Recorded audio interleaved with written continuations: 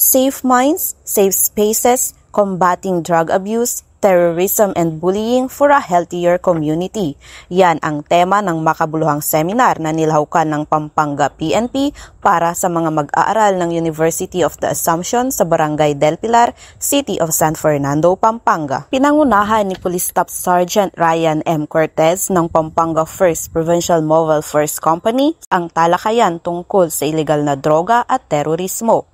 Tinalakay niya ang legal na parusa sa paggamit at pagbebenta ng droga, pati na rin ang mga hakbang ng pamahalaan laban dito. Binigyang diin din niya ang banta ng terorismo na hindi lang nagdudulot ng takot kundi nagpapahina rin sa ekonomiya at kaayusan. Ipinaliwanag niya ang mga hakbang ng gobyerno tulad ng pinaigting na seguridad at pakikipagtulungan sa komunidad upang maagapan ang mga banta. Samantala, pinangunahan naman ni Ma'am Cheska Marie Suliman mula sa Department of Education ang talakayan tungkol sa anti-bullying. Binigyang diin din niya ang iba't ibang uri ng pambubuli kabilang ang verbal, social, physical at cyberbullying, pati na rin ang mga negatibong epekto nito sa mental at emosyonal na kalagayan ng mga biktima. The importance of this seminar is that it gave us a reminder how crucial of a phenomenon bullying actually is, how impactful it is to a person who's being bullied actually is. Because a lot of the times we forget to be compassionate that there are people behind the shadows or behind the curtains rather. We don't know what they're going through, we don't know that they're getting bullied.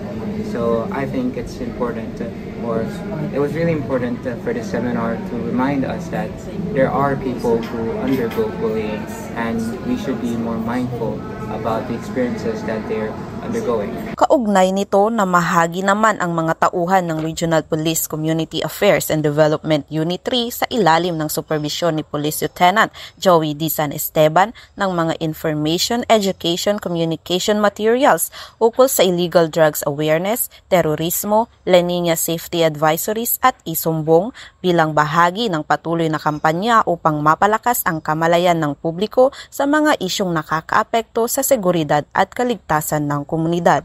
Layunin ng seminar na ito ang pagpapalawak ng kamalayan ng kabataan sa masamang epekto ng iligal na droga, terorismo at pambubuli, pati na rin ang pagpapalakas ng kanilang kakayahang ipagtanggol ang sarili laban sa mga banta sa kanilang kaligtasan at kapakanan.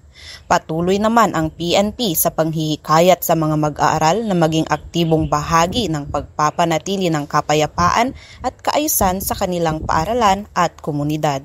Mula dito sa University of the Assumption, City of San Fernando, Pampanga, ako ang inyong PNN correspondent, Patrolwoman Jilly Advincula Peña, alagad ng batas, tagataguyod ng Balitang Pulis.